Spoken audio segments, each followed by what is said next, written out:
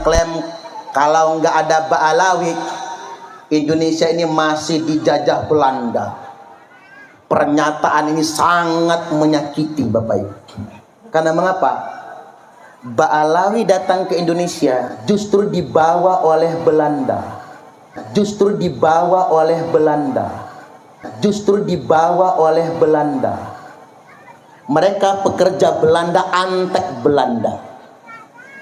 Ingat Pangeran Diponegoro, perlawanan rakyat Jawa yang tidak bisa dikalahkan oleh Belanda.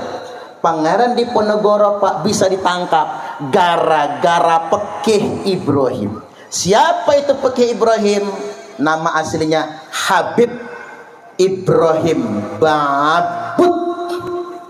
Itu ngaku cucu Nabi, nipu Pangeran Diponegoro, hancur perlawanan rakyat Jawa. 2. Kesultanan Banten. Tahu tahun berapa Kesultanan Banten hancur?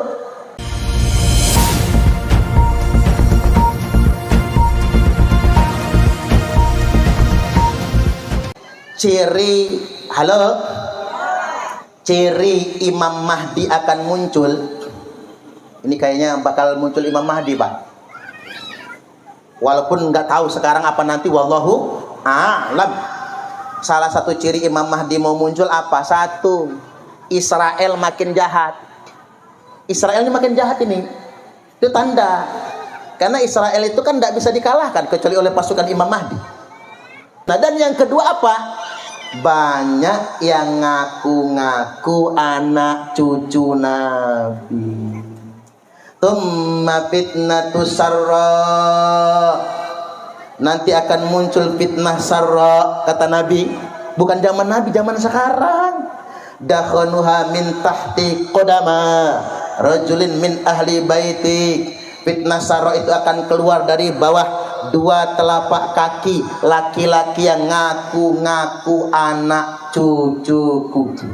Yaz'umu annahu minni walaysa minni. Dia ngaku-ngaku anak cucuku, walaysa minni, padahal dia bukan anak cucuku. Ini zaman sekarang. Anehnya lagi, di Mekah nggak ada yang ngaku-ngaku anak cucu Nabi, walaupun di sana paling banyak. Anak cucu Nabi paling banyak itu di Madinah, Pak, karena di situ Imam Mahdi nanti lahir. Nggak ada yang tepuk dada, nggak ada. Di Mesir nggak ada. Lah, Indonesia alangkah banyak cucu Nabi, Pak, ngaku-ngaku. Nah, kalau orang sudah mengatakan dalam darah aneh mengalir darah Rasulullah, bohong. Keturunan Nabi tidak pernah melakukan itu. Apalagi ngambil duit orang, ngedawir atas nama anak cucu Nabi. Apalagi ngereman, ngangkat celurit di mimbar, ngajak perang. Mending kalau perang dia yang maju, Pak. Yang maju kita juga. Itu kabib-kabib yang sudah ngajak perang, angkat pedang, angkat celurit. Lah, ketiban perang dia nyumput. Kita yang babak bunyak. Kan begitu nggak mungkin, anak cucu Nabi begitu nggak mungkin, Bapak Ibu. Anak cucu Nabi ngambil bini orang, nggak mungkin. Dzurriyyat Nabi tidak mungkin merampas bini orang. Nah, ini penting buat kita pembelajaran. Hati-hati. Ini zaman ciri Imam Mahdi sudah akan segera muncul. Akan banyak yang ngaku-ngaku anak cucu Nabi. Belum lagi begini, Pak, ngapunten. Halo, saya ingin menggugah jiwa nasionalisme kita. Begini, mereka mengklaim kalau nggak ada Ba'alawi, Indonesia ini masih dijajah Belanda. Pernyataan ini sangat menyakiti, Bapak Ibu. Karena mengapa? Ba'alawi datang ke Indonesia justru dibawa oleh Belanda. Mereka pekerja Belanda, antek Belanda. Ingat Pangeran Diponegoro, perlawanan rakyat Jawa yang tidak bisa dikalahkan oleh Belanda. Pangeran Diponegoro Pak bisa ditangkap gara-gara Pekeh Ibrahim. Siapa itu Pekeh Ibrahim? Nama aslinya Habib Ibrahim Babut. Itu ngaku cucu Nabi, nipu Pangeran Diponegoro, hancur perlawanan rakyat Jawa. 2. Kesultanan Banten. Tahu tahun berapa Kesultanan Banten hancur? Tahun 1813. Di tahun runtuhnya Kesultanan Banten, lahir ulama besar dari Banten, Syekh Nawawi Tanara Al-Banteni Al-Jawi Al-Indonesi, pemimpin ulama Mekah Madinah, Imam Masjidil Haram, keturunan Maulana Hasudin. Yang menghancurkan Kesultanan Banten siapa namanya? Syarifah Fatimah. Bekerja sama dengan Gubernur Baron van Inhofe, Gubernur Jenderal Belanda, untuk menipu dan meracuni Sultan Zainul Arifin sampai hancur Kesultanan Banten.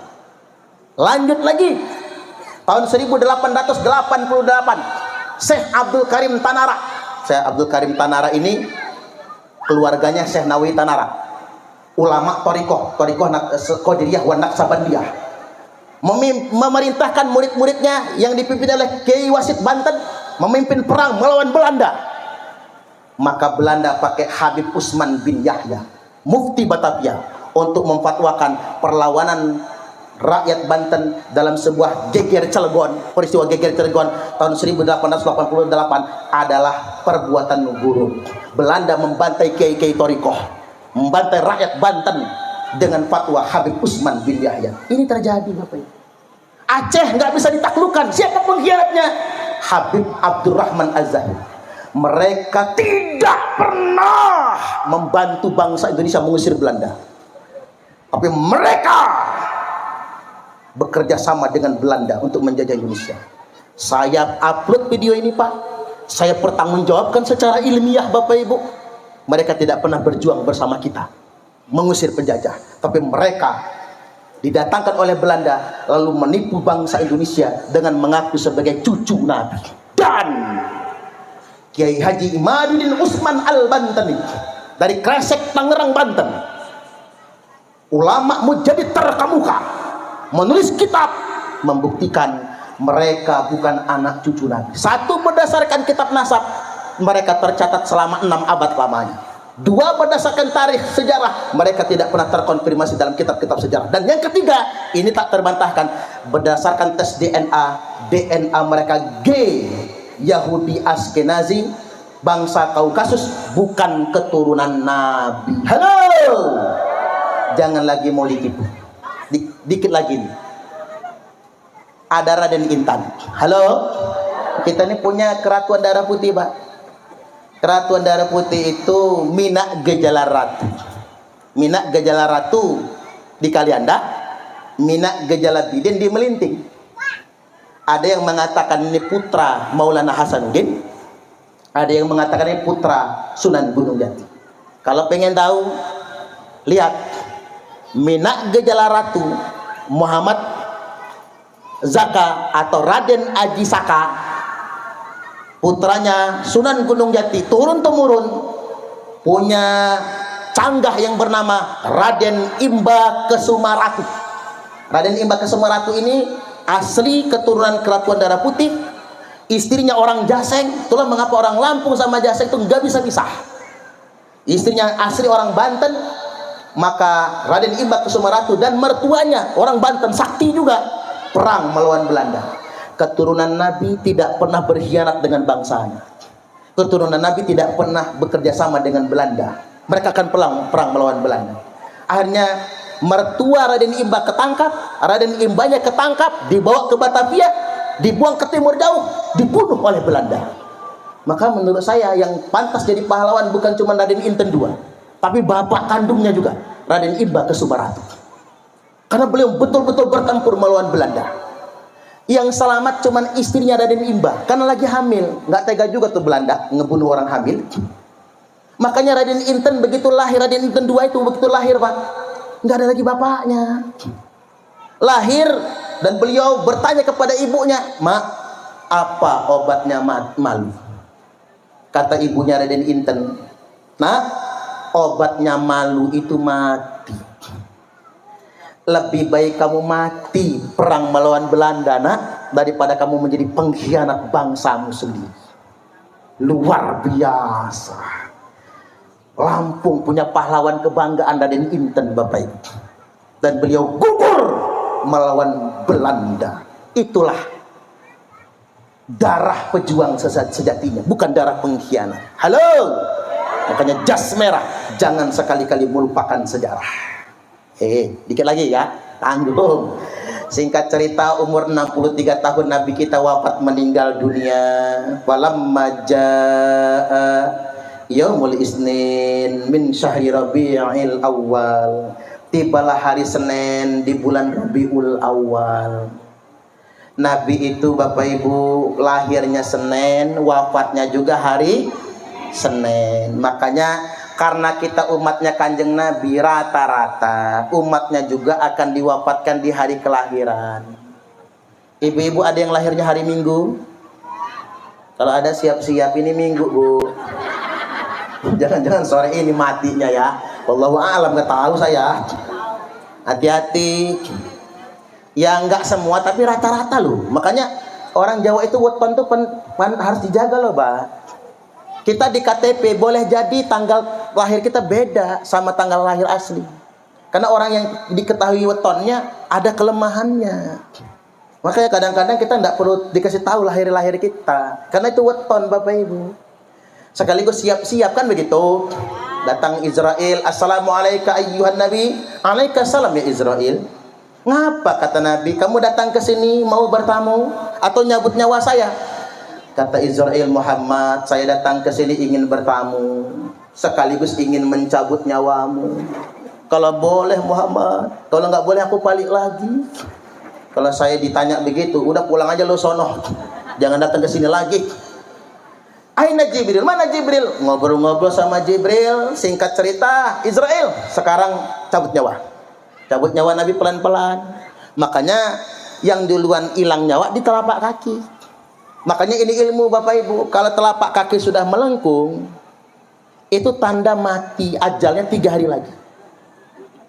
Coba periksa telapak kaki masing-masing. Kalau sudah melengkung begini Pak. Kan kalau kata Imam Al-Ghazali, ini Imam Al-Ghazali loh.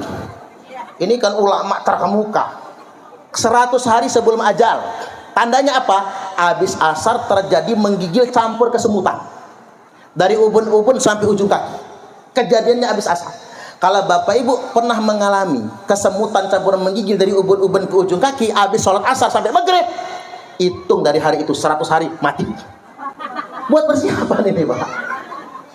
40 hari menjelang ajal, udahnya kedutan. Dut, dut, dut, dut. Mengapa? Karena daun yang bertuliskan nama kita di pohon ajal sudah jatuh ke bawah. Ada daun yang bertuliskan nama kita itu Abdul Wahab misalnya. Kalau jangan diaminin, jangan ya. Itu sudah putus. 40 hari lagi. Koneknya ke sini, ke udel. Itu pun habis asar. 7 hari menjelang ajal, tiba-tiba nafsu makan naik, tapi pandangan mata kosong. Cenderungnya ke atas saja ngelihatnya. Makanya ibu-ibu kalau sudah ke atas, nah, 7 hari lagi nih. 3 hari menjelang ajal kata Imam Al-Ghazali, nafsu makan hilang, lidah terasa hambar. Makanya kalau lidahnya hambar bukan karena kopi. Mau mati jangan-jangan 3 hari lagi. Lidah terasa hambar. 1 hari sebelum ajal, kedutannya cuma di ubun-ubun, tapi sering nah besok mati itu. Ya biar siap-siap kita itu Bapak Ibu, biar matinya husnul khotimah semua. Amin. Tarik nyawa Nabi sampai di lutut, sampai di udel, sampai di dada. Ketika nyawa Nabi sampai di dada, beliau berwasiat. Kemarin ingat Bu? Ketika nyawa Nabi sampai di dada, beliau berwasiat, usikum bisolati wa ma malakat aimanukum. Aku wasiatkan kepada kalian semua, jaga sholat. Ya kita ini cuman umat Nabi kok Pak. Kita nggak bisa kayak seh-seh itu, nggak bisa kayak ajengan, nggak bisa. Kita nggak bisa Pak kayak Abu Yamu tadi, tirakatnya begitu. Abu Yamun Fasir nggak bisa. Nggak mau makanan yang dibeli-beli itu Pak nandur sendiri. Kayak Abu Yasari nggak bisa kita. Kita mah banyak dosa. Ada yang nanya sama saya, Pak Parman ini ulama bukan ya? Ya bukan kata saya. Lu ngapa? Masih Facebookan. Kalau Abu Yamu tadi nggak Facebookan, pantas disebut ulama. Nah kalau saya masih Facebookan, ceramah masih diupload. Orang biasa kita ini. Tapi walaupun kita orang biasa, setidak-tidaknya nggak ketang sholat jangan ditinggal ya Bu. Sholat lah, yang lain-lain nggak apa-apa. Tuhan maklum juga sama kita itu, maklum Allah itu. Cuman yang lain-lain tuh nggak apa-apa dimaklum sholat, tapi jangan ditinggal. Jangan kayak kata orang sholat zuhur mepet asar, asarnya numbur maghrib, maghribnya mentok isanya ketiduran, subuhnya kesiangan. Ada orang yang sholat subuh niatnya begini, usolli fardhos subhi rak'ataini mustaqbilal qiblati qodoan lillahi ta'ala. Lah kodoan Pak jam 8 sholat subuhnya. Ya bener lah kodoan, niatnya memang harus begitu. Tapi yang bingung itu niat istrinya. Usolli fardhos subhi rak'ataini mustaqbilal qiblati, kesiangan lillahi ta'ala. Lah kok kesiangan Bu, jam 10 sholat subuhnya.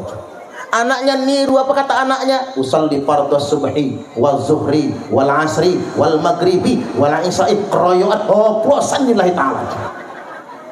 Orang kota lebih hebring, subuh maraton, zuhur ke salon, asar main badminton, maghrib mainin handphone, isya nonton sinetron, mati kena smackdownnya malaikat Israil. Jaga sholat. Tarik lagi nyawa Nabi. Ittaqun nisa, ittaqun nisa, ittaqun nisa. Hati-hati karo wong wadon.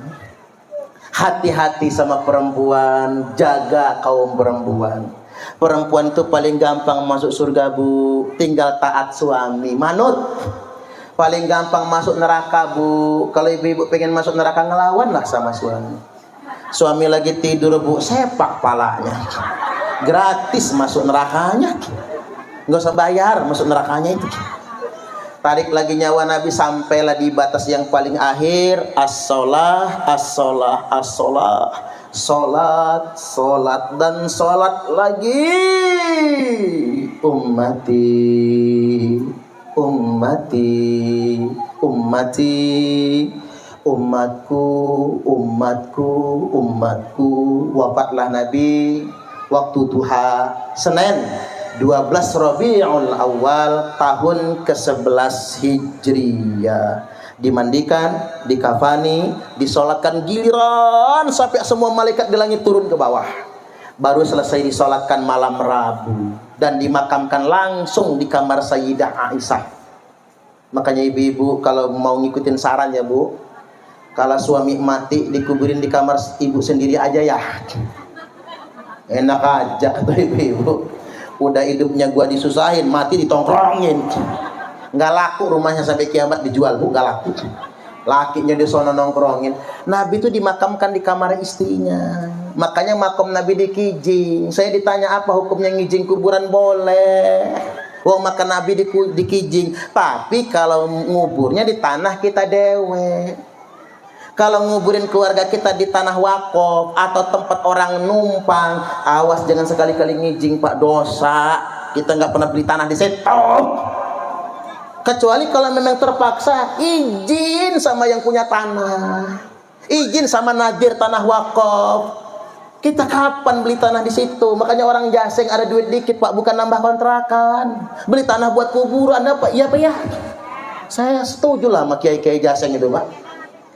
Beli tanah buat masjid, di samping masjid ada pesarean disiapin untuk kuburan. Itu hebat. Mau di Kijing silakan, enggak apa-apa, uang tanah kita sendiri. Halo. Nah, segitu saja dulu apa yang saya sampaikan kali ini. Sudah jam 12 pas, keringat sudah bersimbah. Bahkan ibu-ibu ini kalau keringatan sudah bercampur dengan bedak pipanya itu, udah kayak orang kurapan kadang-kadang ya. Mudah-mudahan ini semua bermanfaat. Kalau ada yang tidak berkenan mohon dimaafkan. Ambil baiknya saja, yang kurang baik abaikan begitu saja. Saya akhiri dengan pantun saja. Kalau ada sumur di ladang, bolehlah kita menumpang mandi. Kalau ceramahnya masih kurang, silahkan mengundang lagi. Wallahul muwaffiq ila aqwamit thariq. Wassalamualaikum warahmatullahi wabarakatuh. Kami adalah laskar sabilillah, pecinta wali songo dan para anbiya, pewaris Nusantara hingga berkibar bangsa Indonesia.